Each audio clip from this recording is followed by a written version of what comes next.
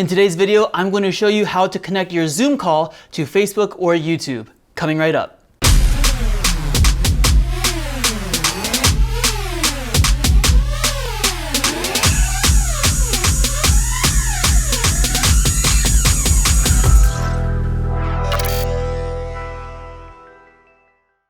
Hey dancers, welcome to Dance Tech with JHsu, the channel where dancers become more proficient and efficient in the digital space. If you're trying to do a live stream performance or a panel discussion, connecting your Zoom call to Facebook or YouTube for a wider audience to see is a really great and easy option.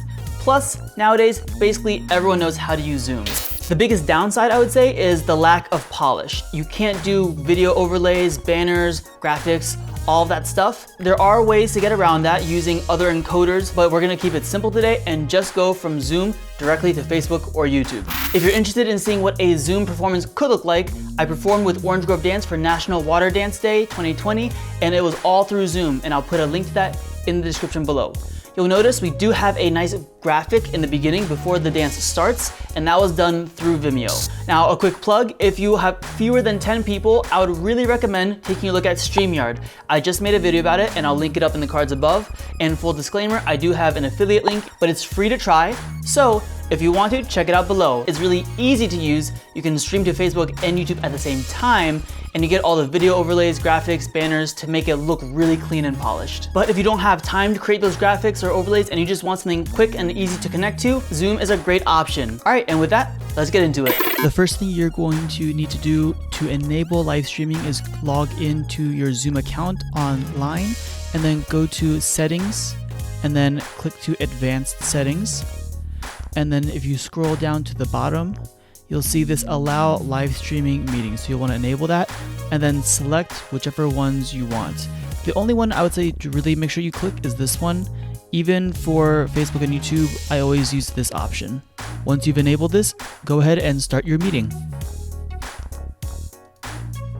Okay, we're in the meeting. Quick bonus tip, if it's a performance and you don't want to see all the different names on the bottom, you can't get rid of that, but what you can do is go and rename everyone and just hit spacebar. And that will more or less get rid of it. If it's a grid, sometimes you'll still see a little gray box, but it's better than seeing everyone's name. Once everyone is in the meeting, just remember that the view you are going to see online is from the person who initiated the stream. You might see person A on the top right of the grid, but they would see themselves somewhere else on the grid. So if you're choreographing something with people with different boxes interacting with each other, you want to choreograph it from the host's perspective. And to make sure people always stay in the same order, you want to have everyone in the waiting room and admit one person at a time. And make sure you don't let the next person in until you see the previous person's video fully loaded. If you do that, then the order will always be the same from the host's perspective. And you can choreograph off of that. Just keep in mind, if someone loses Wi-Fi and they get kicked out of the meeting, then that would mess everything up because then the order would shift. So just keep that in mind. But once you're in the meeting, you're gonna go to More. And if you selected the option to allow live streaming, you should see these. Now again, you can do it straight to Facebook or YouTube. I've run into issues with this before, so I always use this option. Very simple though. You're gonna go click it, and it will open up this new browser. Now we're gonna go to YouTube first. Go to your channel. On the top right, you're gonna go to your studio. Over here, you're gonna hit the Go Live icon. And here's your dashboard to go live. Now, if you go up here, you can change the title of your live stream. You can say if you want it unlisted or public or private. You can change the description, change the thumbnail, all of that information. But now you're going to want to come over here and make sure you don't share your stream key with people, because if people get it, then in theory they could hack your stream. But you're going to copy it. And now just make sure you pay attention to where the streaming key is versus the URL. So this is the key. And now here is the URL. And now the live streaming page URL is up here.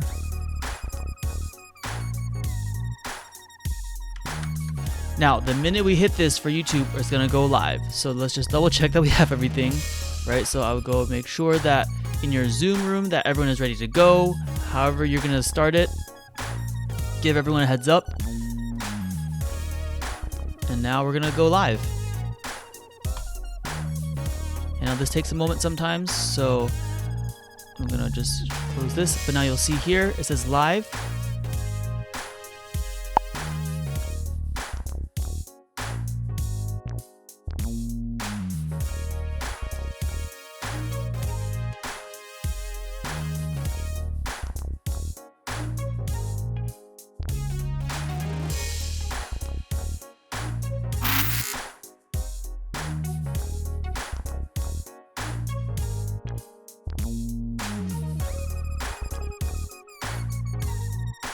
And now, let's close this, but now you'll see here, it says live.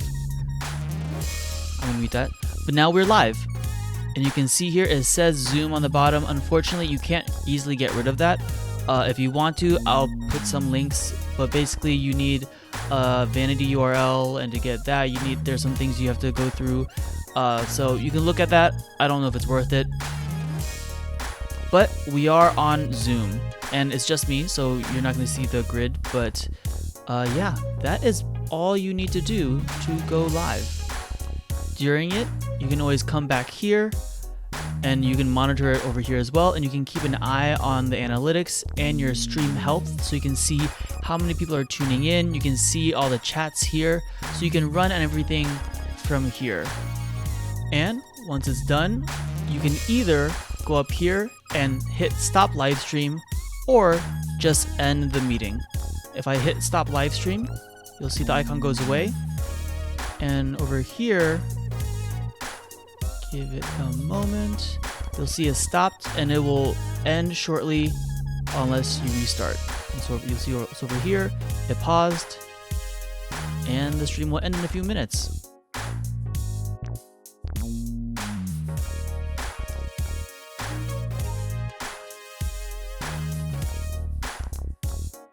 So that is how we went from Zoom to YouTube. So now let's do Facebook. It's just as simple, basically the same process. Now, I will say one annoying thing is if you need to reconnect to a different YouTube stream key, or if you want to switch platforms or something like that, you can't just click here and hit this again. It remembers the information that you put in. So you would need to end the Zoom meeting, let everyone back into a brand new meeting, and then reconnect. It's really weird, but for example, if I did this, see how it's not taking me to that first page? It remembers the YouTube information, and so now I'm already connected to the YouTube stream that we just made. And because it hasn't been enough time, I think, yeah, see, I'm still connected to the stream, and it is starting up again.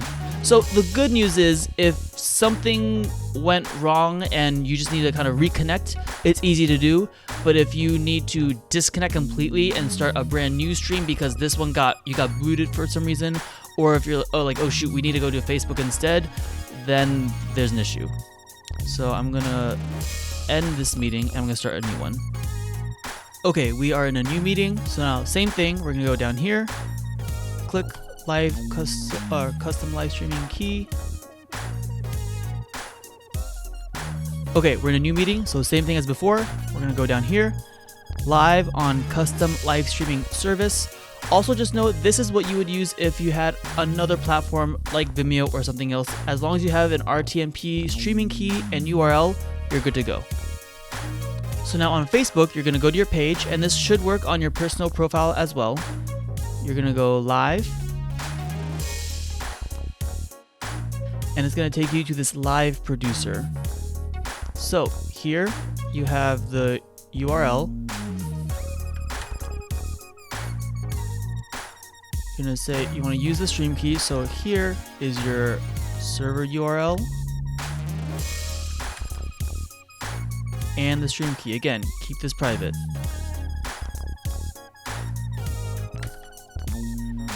Now, I'm pretty sure with Facebook, when I hit go live, it will only connect it. It won't actually go live. So let's double check that theory. I'm gonna hit go live. And once again, You'll see here, this tells you that it's connected, and everyone in the meeting will be able to see this to know that you are live.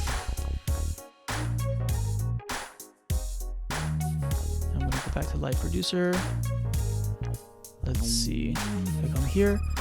So see, now we are connected, but I haven't gone live yet. And let's just double check. It took me to my page, but it's not showing up. All right, so if I go to my live, there's nothing here.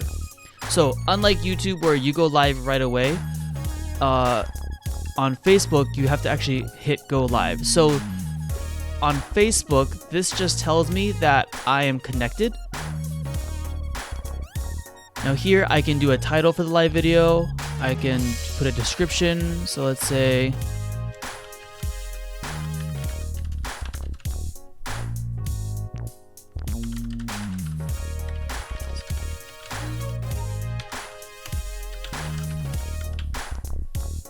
right? And so now all I need to do is hit go live.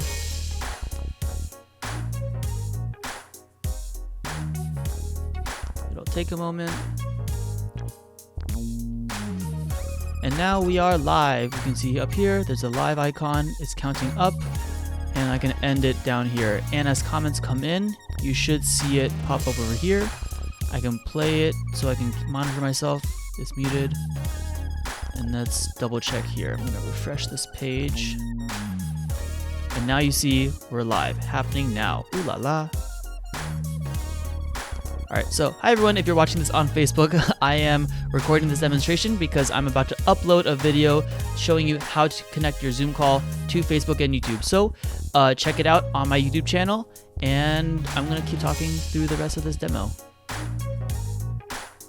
And you'll notice there is a delay when you're watching it, right? So just know that if you're asking questions from your audience, when you ask, it will take about 10 seconds for it to actually show up on their side.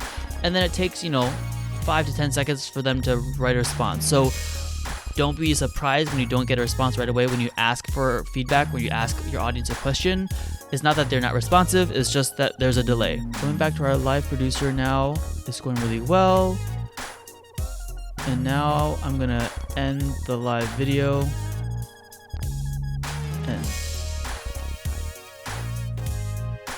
And it's ended. And now you have all these options. So I'll view the post, why not? And here it is.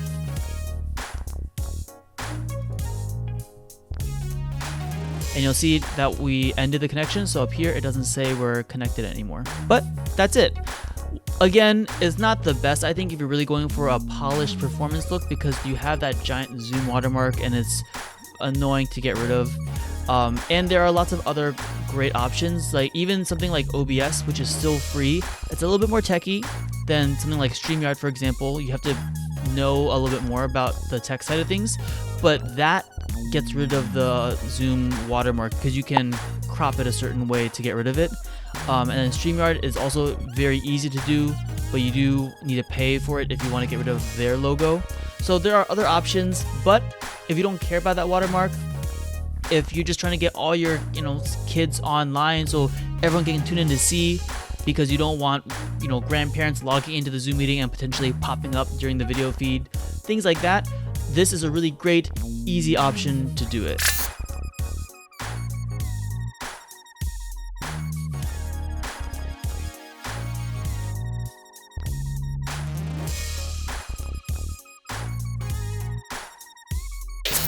That's it for this video, everyone. I hope you found it helpful. If you'd like me to talk about using other encoders like Vimeo in your live streams, let me know in the comments.